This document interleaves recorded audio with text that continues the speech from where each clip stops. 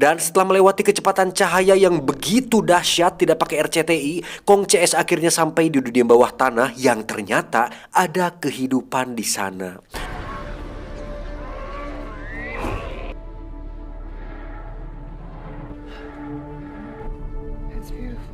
Dan jika diperhatikan, di atas mereka pun terdapat permukaan tanah yang hampir mirip juga seperti di film Upside Down. Jadi ada dua dunia dengan dua gravitasi yang berbeda, namun tetap satu. Lah, dan saat mereka sedang mengikuti kemana Kong pergi, tiba-tiba ya, ada monster ular bersayap kelelawar yang tiba-tiba menyerang mereka. Tapi beruntung Kong berhasil mengalahkan makhluk terbang berbisa tersebut.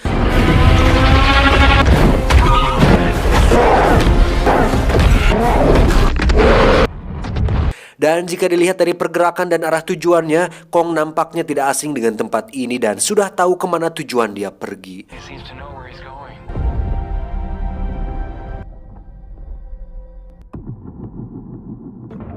Sementawis itu, Samsul CS akhirnya sampai di Hong Kong dengan selamat, di mana mereka secara tak sengaja terbawa ke sebuah fasilitas rahasia di Hong Kong, di mana di situ terdapat pelaku atau otak dari semua bencana ini, yaitu Bapak Walter Simon. Tidak pakai tok. Dan ternyata Simon diam-diam membangun sebuah proyek besar-besaran di mana beliau menciptakan sebuah teknologi yang bisa mengalahkan Godzilla dan semua monster yang ada di planet bumi, dan berambisi agar umat manusia menjadi predator puncak alias apex predator. Proyek ini bernama Mecha Godzilla.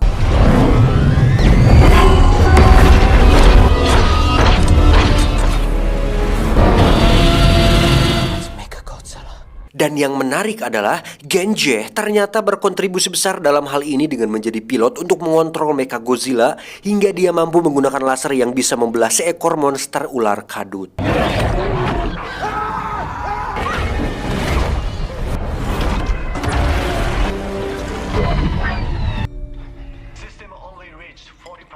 Dan ketika Mecha Godzilla mati karena kehabisan sumber tenaga, disinilah kita akhirnya mengetahui tujuan kenapa Walter Simon mengirim Nathan pergi ke rongga bumi.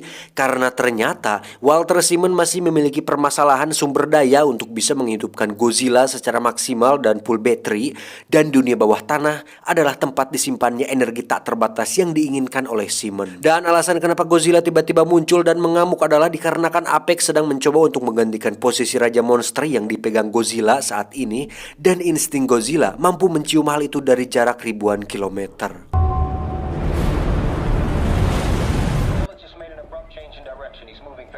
Setelah selamat dari area demonstrasi Mecha Godzilla, Samsul CS pun pergi ke dalam sebuah ruangan di mana di situ terdapat kepala salah satu monster Ghidorah atau naga berkepala 3 yang pernah dikalahkan Godzilla di film sebelumnya.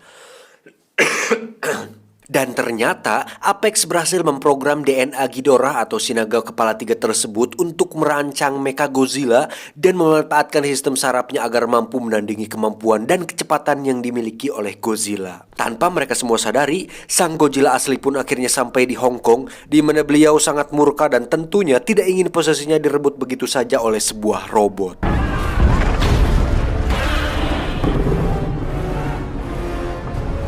Kembali ke Kong CS yang akhirnya tiba di sebuah tempat yang mirip sekali dengan istana, yang mana itulah tempat kelahiran Kong sekaligus tempat keluarga besar King Kong hidup pada zaman dahulu.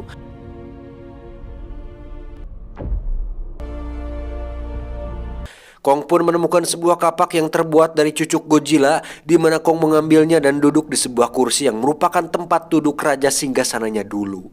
Tak diduga kapak itu pun tiba-tiba menyala yang hampir mirip dengan cucuk yang dimiliki oleh Godzilla, di mana Kong meletakkannya di permukaan yang akhirnya menguak sebuah fakta baru bahwasannya planet bumi memiliki sebuah energi tak terbatas atau semacam radiasi yang bisa dimanfaatkan untuk sumber daya baru yang tak terhingga. Dan itulah yang sedang dicari oleh Apex alias Walter Simmons. What are you doing? Dengan cepat si Maya Simmons pun menurunkan sebuah alat yang bisa mengekstrak dan mengirim sampel secara digital agar Apex bisa langsung mengaplikasikan energi tersebut kepada Mecha Godzilla atau si robot Godzilla. Merasa ada yang sedang menggunakan sumber energinya, Godzilla pun langsung menghembuskan nafas atomnya ke bawah tanah untuk memberi peringatan kepada Kong.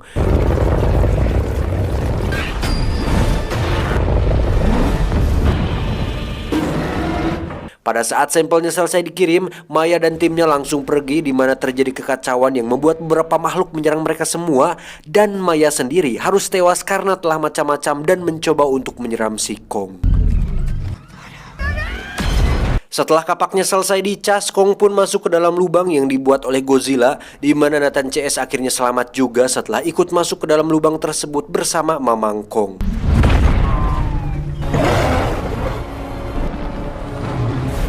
Dan setelah kekalahannya kemarin, kini saatnya Kong akan membayar semua kekalahannya, di mana kini Kong memiliki sebuah senjata yang setidaknya bisa mengimbangi hembusan napas atom si Godzilla. Terjadi pertarungan spektakuler yang mega dahsyat antara Kong versus Godzilla, di mana mereka bertarung di antara cahaya gedung yang berwarna RGB dan sangat gaming sekali. Di mana Kong berhasil mengimbangi serangan Godzilla walaupun sempat terserempet lasernya yang membuat Godzilla tertawa. Tak ingin kalah untuk kedua kalinya, Kong pun dengan cepat lari untuk menggapai kapaknya, dan saat dia mendapatkannya terjadi adegan epik di mana napas atom Godzilla diadu dengan kapak milik Kong yang nampak seperti kapak naga geni 212 milik Wiro Sableng atau palu Mjolnir milik Thor diadu dengan laser dari Iron Man. Dan itu sangat epik sekali. Dan apa hasilnya? Godzilla dibuat tak sadarkan diri yang membuat ronde kali ini dimenangkan oleh King Kong, the King of the Bloodru raksasa. Looks like round 2 goes to Kong. Tapi ternyata itu tak bertahan lama karena saat Godzilla sadar dan kapak milik Kong kehabisan energi, Kong pun diserang habis-habisan dan menjadi bulan-bulanan si Godzilla, yang mana mereka terlibat adu congor yang akhirnya Godzilla memaafkan si Kong karena merasa tak punya masalah apa-apa dengannya.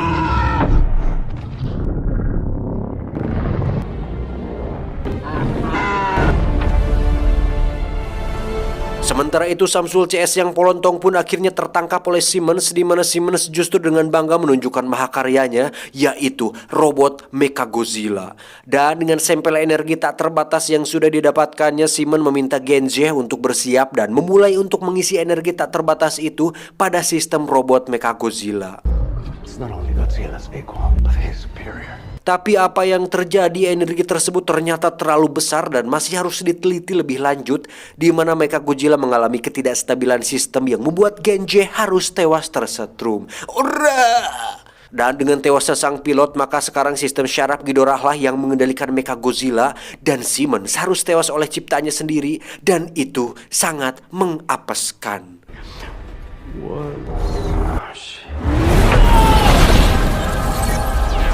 Bertepatan dengan pagi menjelang, Mechagodzilla pun muncul dengan menembakkan laser kuatnya, di mana lagi-lagi terjadi pertarungan dahsyat yang kali ini melibatkan Godzilla asli melawan Godzilla KW.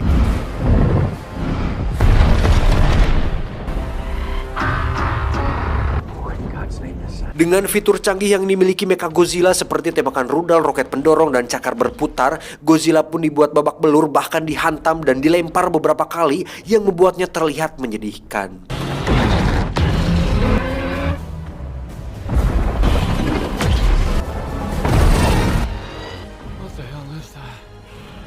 Sampai saat mereka adu napas laser, Godzilla pun harus kalah dan mengalami radang tenggorokan akibat tak kuat menandingi nafas Mechagodzilla. Sebagai umat manusia yang ingin ikut berpartisipasi, Nathan pun mencoba membantu dengan membangunkan Kong dari pingsannya menggunakan kendaraan HIV yang diledakkan di atas tubuh si Kong.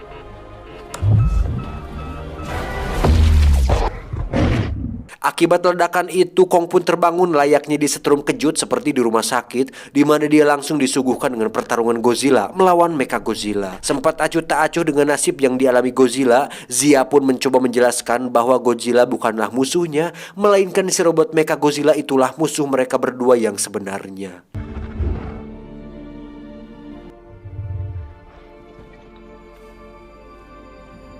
Masih memiliki akhlak dan hati nurani, Kong pun bangkit dan langsung menyerang si robot, di mana Kong dan Godzilla akhirnya melakukan kombinasi serangan untuk mengalahkan si robot secara bersama-sama.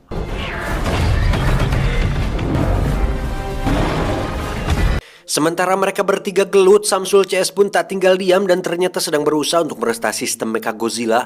Namun karena passwordnya selalu salah, mereka pun belum bisa berbuat banyak. Kombinasi serangan yang dilakukan Kong dan Godzilla ternyata tidak cukup untuk mengalahkan si robot, di mana mereka berdua justru harus dihantam beberapa kali hingga saatnya Kong berhasil meraih kapaknya Dia justru terdesak saat ekor si robot yang memiliki pisau berputar sedikit lagi akan mengoyak kepalanya. Beruntung Samsul CS berhasil menemukan cara untuk menghancurkan sistem Mechagodzilla, yaitu dengan menuangkan cairan ke dalam sistem jarak jauhnya yang membuat Mechagodzilla menjadi tidak stabil. Kesempatan itu pun dengan cepat dimanfaatkan oleh Godzilla untuk mengisi energi pada kapak si Kong, yang mana Kong langsung menghantam si robot hingga dia tewas dimutilasi satu persatu bagian tubuhnya.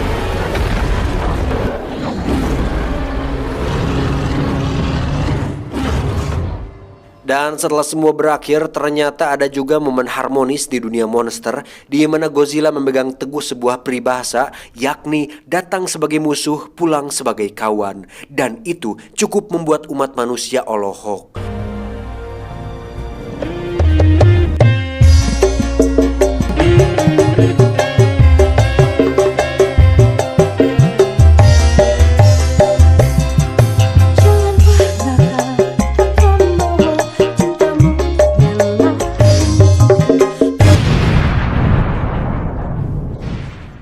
Beberapa pekan setelah peristiwa itu, kini Kong tinggal di bumi Brongga dan tetap diawasi oleh pihak Monarch. Dan meski begitu, Kong terlihat cukup bahagia tinggal di sana. Untuk Godzilla, entah di mana dia berada, karena sebagai pribadi yang cukup introvert, Godzilla tidak terlalu suka diawasi dan lebih nyaman hidup sendiri di dalam lautan yang tenang. Tamat ending yang sangat mengapekskan.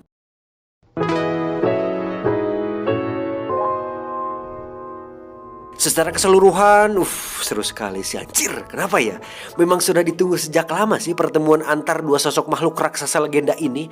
Entah kenapa ya, baru kali ini nonton film monster sangat seru sekali dan sangat beradrenalin seperti ini.